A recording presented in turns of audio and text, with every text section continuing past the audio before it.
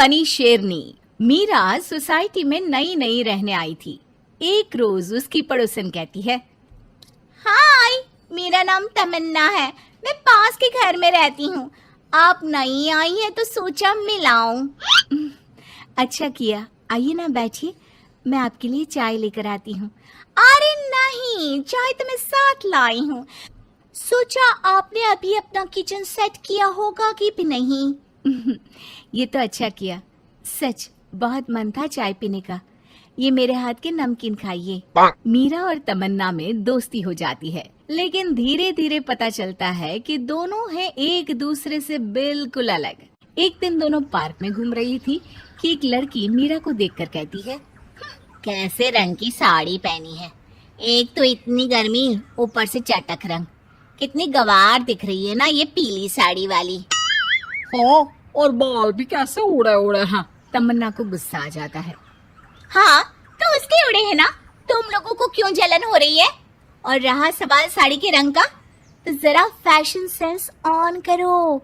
इस समर ये रंग ऑन फैशन है, समझी?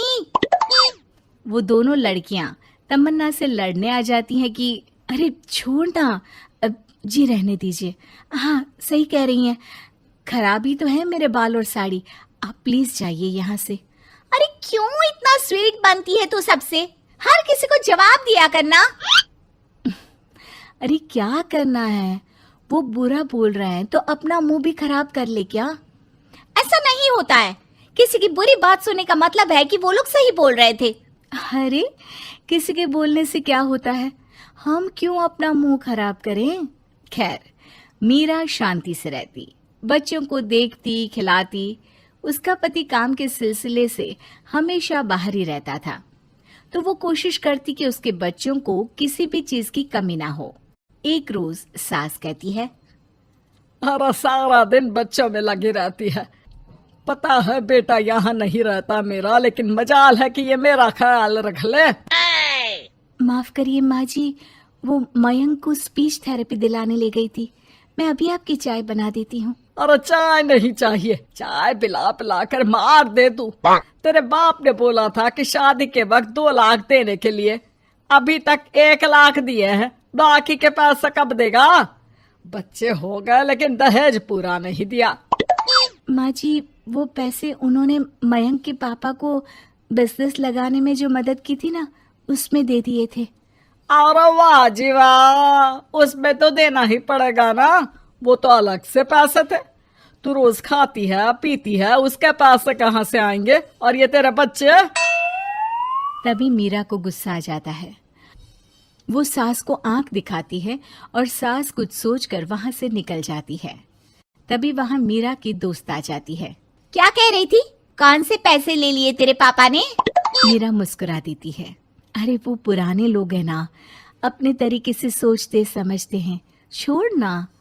और पता कैसे आना हुआ? अरे तेरा कुछ नहीं हो सकता, मेरी सास होती ना तो ऐसा मुंह तोड़ जवाब देती कि देखती रह जाती। मीरा मुस्कुरा देती है।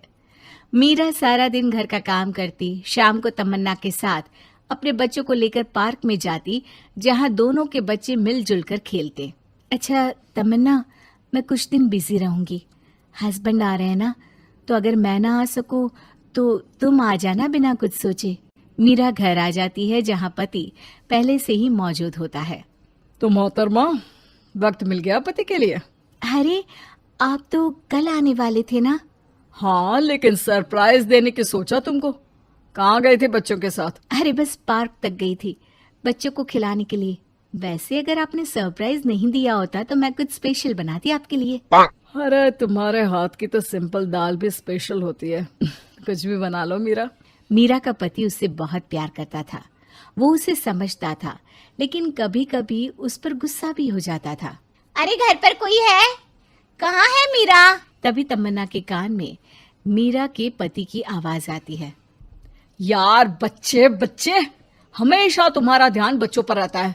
चलो ठीक भी है, लेकिन मेरा भी तो सोचो। तुम्हें कौन सी शर्ट साफ करने को कहा था और तुमने कौन सी कर दी? यार पता नहीं ध्यान कहाँ रहता है तुम्हारा। जरा सी भी स्मार्टनेस नाम की चीज नहीं है, न बोलना आता है न समझना। मुझे आपने सफेद शर्ट साफ करने को कहा था, ये सफेद ही तो है। अरे पागल औरत, मुंह से सफेद निकल गया होगा, ये नीली करनी थी। लेकिन तुम खुद की अकल लगाओ तब ना पता चले कि कौन सी करनी है। तमन्ना बाहर खड़ी सब सुन रही थी। उसने वहां से निकल जाने में ही भलाई समझी, लेकिन अगले रोज पार्क में। देखो, मुझे गलत मत समझना, मैं ये नहीं कह रही हूँ कि तुम अपने पति से लड़ो या उसका मुंह तोड़ दो, लेकिन अपनी बात रखना तो सीखो। जमाना ऐसा नहीं है कि कोई किसी को कुछ भी सुना दे और अगला चुप रहे। चुप रहना ठीक है, लेकिन एक लेवल तक। मैं समझ रही हूँ तमन्ना, लेकिन मेरा नेचर कभी रहा ही नहीं।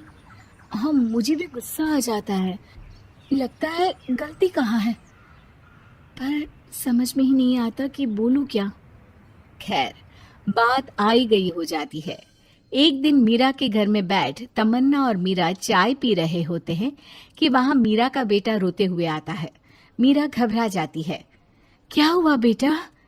बेटे का रो रो कर बुरा हाल होता है। वो सिसकियां भर रहा होता है। क्या हुआ बेटा, कुछ तो बताओ। तभी पीछे से मीरा की बेटी भी आ जाती है। क्या हुआ भाई को बेटा?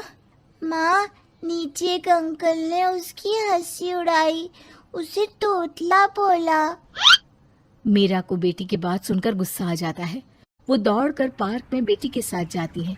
तमन्ना भी मीरा के पीछे जाती है। कौन थे अंकल? हाँ, वो लाल शर्ट वाले। क्या आपने मेरे बेटे को तोतला बोला? हाँ, क्योंकि वो तोतला रहा था। तोतला गई का। मीरा गुस्से से लाल हो जाती है और जोर जोर से चिल्लाने लगती है। मजाक समझा है क्या? किसी बच्चे के तोतलेपन को दूर करने के लिए माँ कितनी मेहनत करती है। मैं रोज उसे सबके सामने बोलने के लिए प्रेरित करती हूँ।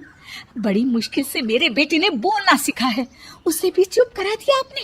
क्यों? मुझे माफ कर दीजिए। आपका बच्चा होता तो क्या उसका भी आप ऐसे ही मजाक उड़ाते? देख लीजिए मिस्टर, साफ बता दे रही हूँ, भूल से भी मेरे बच्चों का मजाक उड़ाने की कोशिश की तो बहुत ज्यादा बुरा हो जाएगा। तमन्ना दूर खड़ी मीरा का ये रूप देख रही होती है। वो समझ जाती है कि एक औरत के अंदर की शेरनी तभी जगती है जब उसके बच्चे को कुछ कहा जाए।